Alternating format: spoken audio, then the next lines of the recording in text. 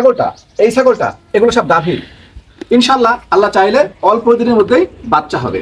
কিন্তু সমস্যা হলো বাচ্চা হওয়ার পরে এই মা ছাগল যে কয়েকদিন পরে হিটে আসার কথা সেই সময় হিটে না এসে অনেক দেরি করে হিটে আসে, যার ফলে আমাদের খামার লসের মুখে পড়ে। আসলে এ থেকে পরিত্রাণের উপায় কি, আসেন আমরা বিস্তারিত জেনে নিই। সম্মানিত খামারি ভাইরা, আসসালামু আলাইকুম। যে যেখান থেকে দেখছেন, বিশেষ করে যারা নতুন এবং যারা খামার করবেন বলে চিন্তা ভাবনা করছেন, তাদের জন্য এই ভিডিওটা অত্যন্ত গুরুত্বপূর্ণ। আমরা এই ভিডিওটা দুটি ভাগে ভাগ করব। একটি ভাগ হলো যে কি কারণে এই ছাগলগুলো দেরি করে হিটে আসছে, অর্থাৎ মা ছাগলগুলো দেরি করে হিটে আসছে।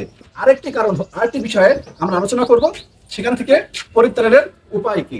আসলে আমাদের ছোট ছোট কিছু ভুল, যেমন আমরা খামারে কিন্তু অনেক পয়সা ব্যয় করি, আমরা অনেক পরিশ্রম করি, কিন্তু ওই পয়সা এবং পরিশ্রমের তুলনায় যে পরিমাণ লাভ হওয়ার কথা অধিকাংশ ক্ষেত্রে দেখা যায় যে আমরা সেই পরিমাণ লাভ করতে পারি না। তার কারণ হলো আমাদের কিছু কিছু বিষয়ে জ্ঞানের সীমাবদ্ধতা। যাই হোক, যা বলছিলাম, এই ছাগলটি মনে করেন যে এখন এ গাভীন, কি কারণে এ বাচ্চা দেওয়ার পরে হিটে আসে না, আমরা এটা নিয়েই প্রথমে আলোচনা করি।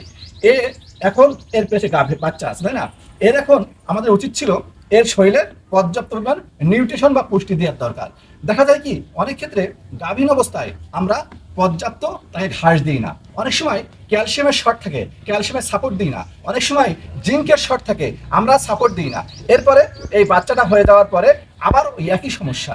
একে যে পরিমাণ পুষ্টিকর খাবার দেওয়ার দরকার সেই পুষ্টিকর খাবার দিই না। শুধু তাই না, হ্যাঁ, অধিকাংশ ক্ষেত্রে বাচ্চা হয়ে যাওয়ার পরও যে পরিমাণ এর পুষ্টি দরকার, পুষ্টিকর খাবার দরকার, আমরা দিতে পারি না, পর্যাপ্ত ঘাস দিতে পারি না। শুধু তাই না, যেমন কৃমিনাশক অত্যন্ত গুরুত্বপূর্ণ, সেটা 1 থেকে 1.5 মাসের মধ্যে বাচ্চা হয়ে যাওয়ার পরে তার কীটনাশক করানো দরকার ছিল। শুধু তাই না, এই সময় প্রচুর পরিমাণে তার শরীরে কি থাকে না, ক্যালসিয়ামের ঘাটতি হয়, ফসফরাসের ঘাটতি হয়, যার ফলে হরমোনের ইমব্যালেন্স হয়, এটারও কাভারেজ দেওয়ার দরকার ছিল।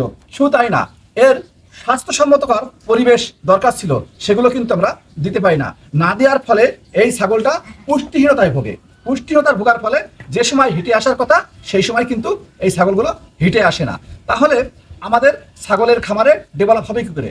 এখন আসেন আমরা জেনে নিই যে কিভাবে এই ছাগলগুলো হিটে আনা যায়। প্রথমত, যখন এই ছাগলটা গাভীন, আপনার গাভীন ছাগলগুলোকে আপনি অবশ্যই পর্যাপ্ত থেকে কী খাবার দিবেন?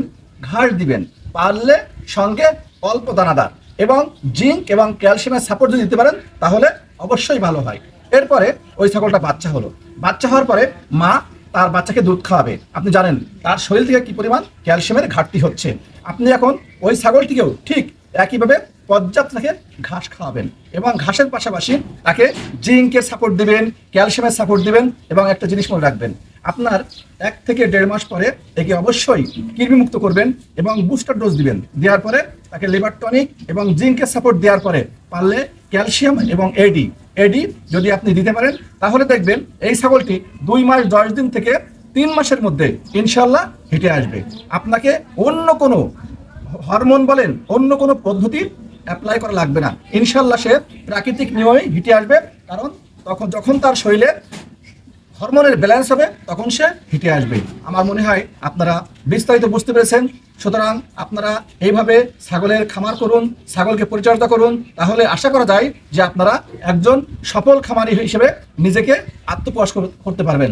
যাই হোক, আপনারা ভালো থাকেন, সুন্দর থাকেন। আরেকটা জিনিস, ছাগল, গরু, হাঁস, মুরগি যাবতীয় বিষয় সম্পর্কে গুরুত্বপূর্ণ তথ্য পেতে আমাদের চ্যানেলের সঙ্গে থাকুন। ভালো থাকবেন, সুন্দর থাকবেন। আসসালামু আলাইকুম রহমতুল্লাহ।